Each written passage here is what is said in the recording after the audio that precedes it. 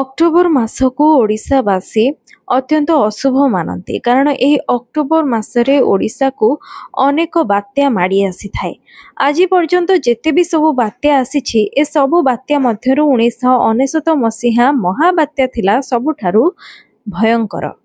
ଆଜି ବି ଏହି ମହାବାତ୍ୟାର ନାଁ ଶୁଣିଲେ ଲୋକମାନେ ଡରିଯାଆନ୍ତି। ପୂର୍ବ ଭାରତୀୟ ରାଜ୍ୟ ଆମ ଓଡ଼ିଶା ପ୍ରତିବର୍ଷ ଏକାଧିକ ସାମୁଦ୍ରିକ ବିପର୍ଯ୍ୟୟର ସାମ୍ନା କରୁଥିବା ବେଳେ 1999 ମହାବାତ୍ୟା ଥିଲା ସବୁଠାରୁ ପ୍ରଳୟଙ୍କରୀ। ଛାରଖାର ହୋଇଯାଇଥିଲା ଉପକୂଳ, ଦୋହଲି ଯାଇଥିଲା ଓଡ଼ିଶାର ସାମାଜିକ ଓ ଆର୍ଥିକ ମେରୁଦଣ୍ଡ। ଏହି ଛାତିଥରା ବାତ୍ୟାକୁ ଦେଖି ସମସ୍ତେ ଡରି ଯାଇଥିଲେ। ବିଶେଷ ଭାବେ ପାରାଦୀପ ଓ ଜଗତସିଂହପୁର ଜିଲ୍ଲା ସର୍ବାଧିକ କ୍ଷତିଗ୍ରସ୍ତ ହୋଇଥିଲା। ପ୍ରାଣ ହରାଇଥିଲେ ପ୍ରାୟ 10,000 ଲୋକେ। ଏହି ସର୍ବଗ୍ରାସୀ ବାତ୍ୟାକୁ ଯିଏ ବି ଶୁଣୁଛି ସେ ଡରି ଯାଉଛି। ଏହାର କରାଳ ଚିତ୍ରକୁ ଆଖିରେ ଦେଖିଥିବା ଲୋକେ ଏବେ ବି ଦୁର୍ଦ୍ଦଶା ଯନ୍ତ୍ରଣାର ସେହି ଅଭିଶପ୍ତ ବର୍ଷକୁ ଭୁଲି ପାରି ନାହାନ୍ତି। ଆଜି ବି ଓଡ଼ିଶା ଉପକୂଳରେ ବାତ୍ୟା ଆସିଲେ ମନେ ପଡ଼ିଯାଏ 1999 ମସିହା ମହାବାତ୍ୟା କଥା। ସେଦିନ ଥିଲା ଅକ୍ଟୋବର 29 କାଳରାତି। 1999 ମସିହା ଅକ୍ଟୋବର ମାସ 29 ତାରିଖ ଦିନ ହୋଇଥିଲା ମହାବାତ୍ୟା। ବଙ୍ଗୋପସାଗରରେ ସୃଷ୍ଟ ଅତି ଭୀଷଣ ସାମୁଦ୍ରିକ ଝଡ଼ ଓଡ଼ିଶା ଉପକୂଳରେ ଲ୍ୟାଣ୍ଡଫଲ୍ କରିଥିଲା। ଏହାର ଲ୍ୟାଣ୍ଡଫଲ୍ ପଏଣ୍ଟ ଥିଲା ଜଗତସିଂହପୁର। ବନ୍ଦର ନଗରୀ ପାରାଦୀପ ସମେତ କୁଜଙ୍ଗ, ଏରସମା ବ୍ଲକ ସର୍ବାଧିକ କ୍ଷତିଗ୍ରସ୍ତ ହୋଇଥିଲା। ପାର୍ଶ୍ୱବର୍ତ୍ତୀ ଜିଲ୍ଲା କେନ୍ଦ୍ରାପଡ଼ା, ଭଦ୍ରକ, ପୁରୀ ଓ ଖୋର୍ଦ୍ଧା ମଧ୍ୟ ପ୍ରଭାବିତ ହୋଇଥିବା ବେଳେ ଢେଙ୍କାନାଳ, ନୟାଗଡ଼ ପରି ଆଭ୍ୟନ୍ତରୀଣ ଜିଲ୍ଲା ମଧ୍ୟ ଆଂଶିକ ପ୍ରଭାବିତ ହୋଇଥିଲା। 300 କିଲୋମିଟର ବେଗରେ ପବନ ବହିବା ସହ 8 ମିଟରର ସମୁଦ୍ରର ଉଚ୍ଚ ଜୁଆର ଆସୁଥିଲା, ଯାହାକୁ ଦେଖି ସମସ୍ତେ ଛାନିଆ ହୋଇଯାଉଥିଲେ। ପୂର୍ବ ଆଶଙ୍କା ଓ ସମସ୍ତ ଆକଳନଠାରୁ ଢେର ଗୁଣା ଅଧିକ ପ୍ରଳୟଙ୍କରୀ ରୂପ ନେଇ ଆସିଥିଲା ଏହି ମହାବାତ୍ୟା।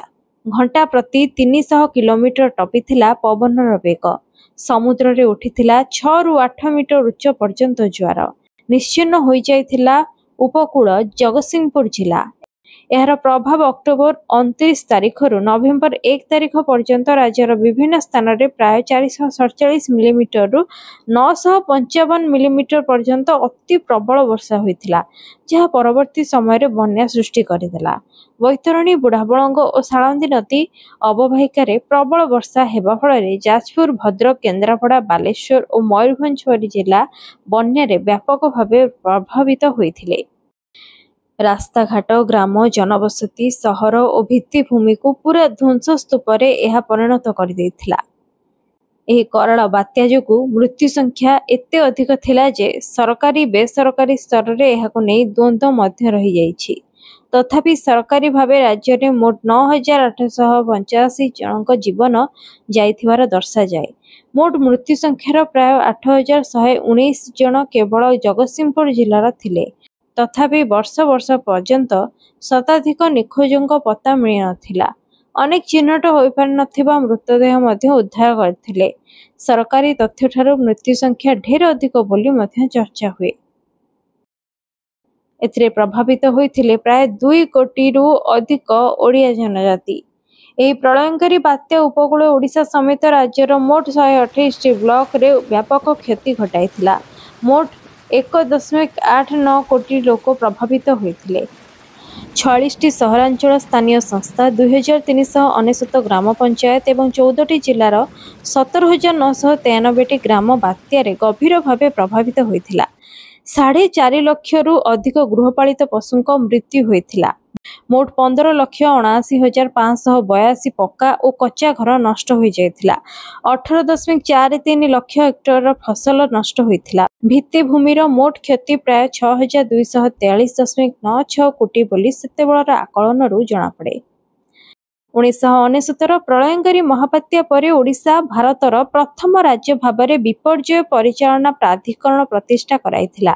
ବର୍ଷ 2005ରେ ଜାତୀୟ ବିପର୍ଯ୍ୟୟ ପରିଚାଳନା ପ୍ରାଧିକରଣ ବା NDMA ପ୍ରତିଷ୍ଠା ପୂର୍ବରୁ ଓଡ଼ିଶା ରାଜ୍ୟ ବିପର୍ଯ୍ୟୟ ପରିଚାଳନା ପ୍ରାଧିକରଣ ମାନେ OSDMA ପ୍ରତିଷ୍ଠା କରାଇଥିଲା, ଯାହା ଥିବ ପ୍ରାଦେଶିକ ସ୍ତରରେ ପ୍ରାକୃତିକ ବିପର୍ଯ୍ୟୟ ମୁକାବିଲାର ପ୍ରଥମ ପଦକ୍ଷେପ, ଯାହା ଏବେ ବାତ୍ୟା ମୁକାବିଲା ଦିଗରେ ପ୍ରଭାବୀ ଭାବେ କାମ କରୁଛି। ବାତ୍ୟା ପ୍ରବଣ ଓଡ଼ିଶାରେ ପ୍ରାକୃତିକ ବିପର୍ଯ୍ୟୟ ପରିଚାଳନା ପାଇଁ ଆରମ୍ଭ ହୋଇଥିଲା ଦୀର୍ଘମିଆଦୀ ଯୋଜନା। ଉପକୂଳ ଜିଲ୍ଲାଗୁଡ଼ିକରେ 800ରୁ ଅଧିକ ବହୁମୁଖୀ ବାତ୍ୟା ଆଶ୍ରୟସ୍ଥଳୀ ନିର୍ମାଣ କରିଥିଲେ ରାଜ୍ୟ ସରକାର। ସମୁଦ୍ରକୂଳିଆ ଗ୍ରାମଗୁଡ଼ିକୁ ସମୁଦ୍ରର ଢେଉରୁ ରକ୍ଷା କରିବା ପାଇଁ ବନ୍ଧ ନିର୍ମାଣ କରାଯିବା ସହ ଅନେକ ଅସୁରକ୍ଷିତ ଗ୍ରାମକୁ ଅନ୍ୟତ୍ର ଥଇଥାନ କରିବା ପାଇଁ ସରକାର ଏକାଧିକ ଯୋଜନା ଗ୍ରହଣ କରିଥିଲେ। ଏହା ପରଠାରୁ ରାଜ୍ୟରେ ବାତ୍ୟା ମୁକାବିଲା ରଣନୀତି ନୂଆ ଗତି ପାଇଛି। ସଠିକ୍ ସୂଚନା, ମୁକାବିଲା ରଣନୀତି ଓ ପ୍ରଭାବୀ କାର୍ଯ୍ୟପନ୍ଥା ଧନଜୀବନ ଓ କ୍ଷୟକ୍ଷତି ହାସଲ କରାଇଥିଲେ ସୁଦ୍ଧା ଓଡ଼ିଶା ପ୍ରତ୍ୟେକ ବର୍ଷ ବାତ୍ୟାର ସମ୍ମୁଖୀନ ହେଉଛି। ତେବେ ଏହା ବ୍ୟତୀତ ନିକଟ ଅତୀତରେ ମଧ୍ୟ ଏକାଧିକ ସାମୁଦ୍ରିକ ଝଡ଼ ଓଡ଼ିଶା ଉପକୂଳରେ ଲ୍ୟାଣ୍ଡଫଲ୍ କରି ପ୍ରଭୂତ କ୍ଷତି ଘଟାଇଛନ୍ତି। ସେହିସବୁ ବାତ୍ୟାଗୁଡ଼ିକ ହେଉଛି ଫାଇଲିନ୍, ହୁଡ଼ହୁଡ଼, ଫନି, ତିତଲି ଇତ୍ୟାଦି। ତେବେ ଓଡ଼ିଶା ଇତିହାସରେ ଏମିତି କେତେକ ପ୍ରମୁଖ ବାତ୍ୟା ରହିଛି ଯାହା ଅନେକ ଧନଜୀବନ ନଷ୍ଟ କରିଦେଇଥିଲା। ଓଡ଼ିଶା ଉପକୂଳରେ 1942, 1967, 1971, 1977, 1990ରେ ସୃଷ୍ଟି ହୋଇଥିବା ଏକାଧିକ ସାମୁଦ୍ରିକ ଝଡ଼ ବ୍ୟାପକ ଧନଜୀବନ ନଷ୍ଟ କରିଦେଇଥିଲା। କିନ୍ତୁ 1999ର ମହାବାତ୍ୟା କେବଳ ଓଡ଼ିଶା ନୁହେଁ, ସମଗ୍ର ପୂର୍ବ ଭାରତର ପ୍ରାକୃତିକ ବିପର୍ଯ୍ୟୟର ସମସ୍ତ ରେକର୍ଡକୁ ଅତିକ୍ରମ କରିଥିଲା। ତ ଏବେ ଆପଣ ଜାଣିସାରିଥିବେ 1999 ମହାବାତ୍ୟାର ନାଁ ଶୁଣିଲେ କାହିଁକି ଆଜି ବି ଲୋକମାନେ ଡରିଯାଆନ୍ତି। ଏହି ମହାବାତ୍ୟାର କରାଳ ରୂପ ସତରେ ଅନେକ ଧନଜୀବନ ନଷ୍ଟ କରିଛି। ତେବେ 1999 ମସିହା ମହାବାତ୍ୟାର ଇତିହାସକୁ ନେଇଥିବା ଆଜିର ଏହି ସ୍ପେଶାଲ ଭିଡ଼ିଓଟି ଆପଣଙ୍କୁ କିଭଳି ଲାଗିଲା ମୋତେ କମେଣ୍ଟରେ ନିହାତି ଜଣାଇବେ। ଭିଡ଼ିଓଟି ଯଦି ଆପଣଙ୍କୁ ଭଲ ଲାଗୁଛି ତାହେଲେ ଏହାକୁ ଲାଇକ୍ କରନ୍ତୁ ଏବଂ ଖୁବ୍ ମାତ୍ରାରେ ସେୟାର କରନ୍ତୁ।